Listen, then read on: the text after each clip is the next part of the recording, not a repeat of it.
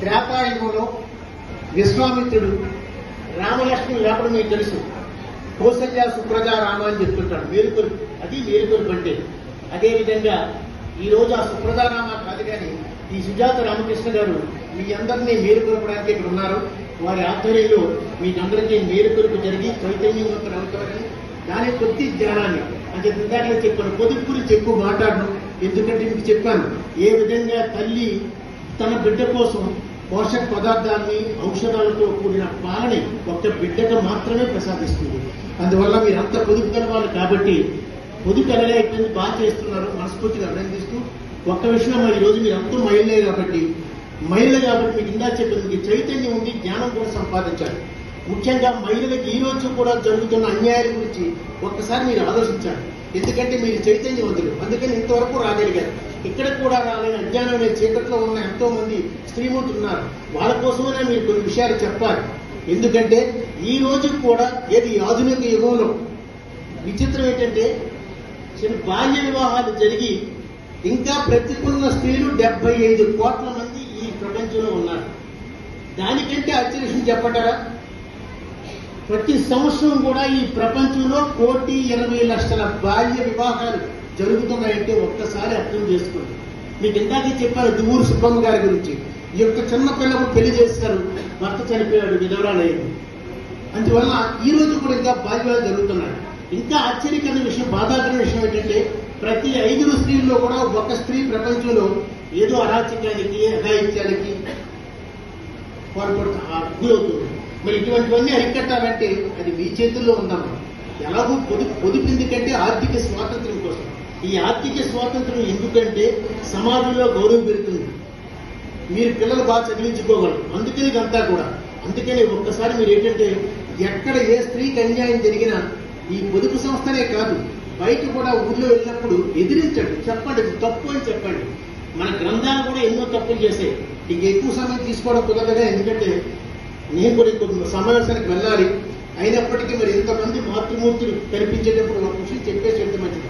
అంటే గ్రంథాల్లో కూడా మన ఆధ్యాత్మిక గ్రంథాలు, పాత గ్రంథాల్లో కూడా, పురాతన గ్రంథాల్లో కూడా స్త్రీలకు కొంత అన్యాయం చేశారేమో నాకు అనిపిస్తుంటుంది. మీకు యోగి వేమన పేరు వినే ఉంటారు మీ అందరూ.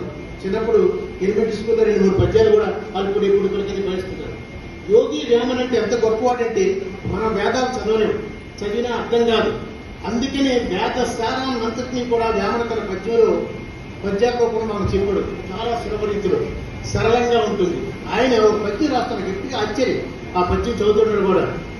తల్లి పక్కవారాత్మ బంధువులైరి, తల్లి పక్కవారు తగిన పాటి, తండ్రి పక్కవారు దాయాదులైరయా, విశ్వదాభిరామ వినురవేమా. వేమన ఏం చెప్తారంటే ఒక 400-500 సంవత్సరాల క్రితం రాసిన పద్యం. అంటే అప్పటి పరిస్థితులు పెట్టి పెళ్ళాం పక్క వాళ్ళందరూ అంటే వారి పక్క వాళ్ళందరూ అంటే ఆత్మబంధువులు, చాలా దగ్గర వాళ్ళు, ఆత్మీయులు. అమ్మ పక్క వాళ్ళు అంటే తాతగారు ఏదో అలా వచ్చిపోయి చుట్టాలట. ఇకపోతే తండ్రి పక్క వాళ్ళు దాయాలు, శత్రువులట. ఎంత విచిత్రం చూడండి. అంటే తండ్రి పక్క వాళ్ళు శత్రువులు, అమ్మ పక్క వాళ్ళు తాతగారు ఏదో అలా వచ్చిపోయి చుట్టారు. అంటే భార్య పక్క వాళ్ళు మాత్రం ఆత్మీయులు, ఆత్మబంధువులు. ఇది వినగానే మనకేమనిపిస్తుంది అంటే ఓహో, ఎందుకంటే భార్య కొంగు పట్టుకొని తిరుగుతున్నాడు, భార్య ఏం చెప్తే చేస్తాడు భర్తను అనుకుంటాడు. కానీ ఇక్కడ భార్య కాదమ్మా, స్వార్థపరుడు ఎవరంటే మగవాడు. ఎందుకో మీకు చెప్తాను. ఆలి పక్క వారు ఆత్మబంధువులు ఎందుకు తెలుసమ్మా మీకు? ఎందుకంటే భార్య అప్పుడే పెళ్ళైంది కాబట్టి అత్తవారి ఇంటి నుంచి అన్ని వస్తుంటాయి, రాకపోకలు కట్న కానుకలు అన్ని ఇస్తుంటారు. అందుకని వాళ్ళు చాలా ప్రేమగా చూస్తాడు మొగుడు. ఇక తాతగారు ఎందుకంటే చిన్నప్పుడు ఈ కుర్రాడు చిన్నప్పుడు వాళ్ళ అమ్మ అంటే తాతగారి ఇంటి నుంచి అవి వస్తుంది, కానీ ప్రేమ రావు. అందుకని ఏదో అలా అలా పోయిపోయి చుట్టారు కాదు. ఇక తండ్రి పక్క వారు దాయాదులు ఎందుకో తెలుసమ్మా? పంపకాలు, అన్నదమ్ములతో పంపకాలు. ఆ పంపకాలు కాబట్టి వాళ్ళతో గొడవలు పెట్టుకుంటాడు. ఎంత స్వార్థపూర్వం మగవాడు ఆలోచించండి. కానీ దీన్ని ఎలా ఇప్పుడు మీకు ఇస్తున్నాడు చెప్పా, తండ్రి పక్క వాళ్ళు ఉన్నటువంటి పోట్లాట్లు. ఒకవేళ సపోజ్ ఆ ఇంట్లో అత్తవారి ఇంట్లో అబ్బాయి లేదనుకోండి, బామర్ది లేదనుకోండి, 3-2 అమ్మాయిలు ఉంటే వాళ్ళతో కూడా గొడవ పడతాడు. అయితే ఇక్కడ స్వార్థపరుడు ఏమిటంటే మగవాడు, స్త్రీమూర్తి కాదు. ఇలాంటి మీరు కొంచెం చెప్పండి అమ్మా. ఇప్పటికైనా మారాలి స్త్రీమూర్తి పరిస్థితి.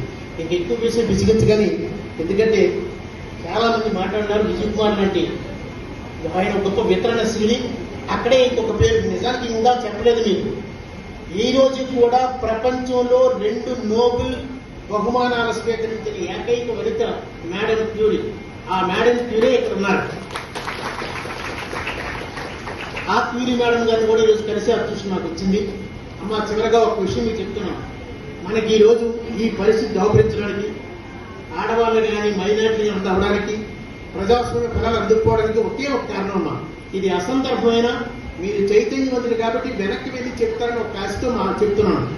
ఈ రోజు ప్రజాస్వామ్యం ఎందుకు లేదంటే ఒకే ఒక కారణం ప్రధానంగా, మనం ఈ రోజు ఓటును అమ్ముకుంటున్నాం, డబ్బులకు ఓటు అమ్ముకుంటున్నాం. ఎంతమ్మా మనకు ఓటుకి ఇచ్చేది? ఎంత ఇస్తారమ్మా ఓటుకి? మహా ఇస్తే ఎంత ఇస్తారా ఓటుకి? 1000 రూపాయలు ఇస్తారా? పోటీ 2000 వేసుకుందామా? 2000 రూపాయలు ఒక్కటి గుర్తుంచుకుందామా. రోజు ఇస్తారా మీకు 2000? ఇస్తారా? రోజున 5 సంవత్సరాలకు ఒకసారి ఇస్తారమ్మా.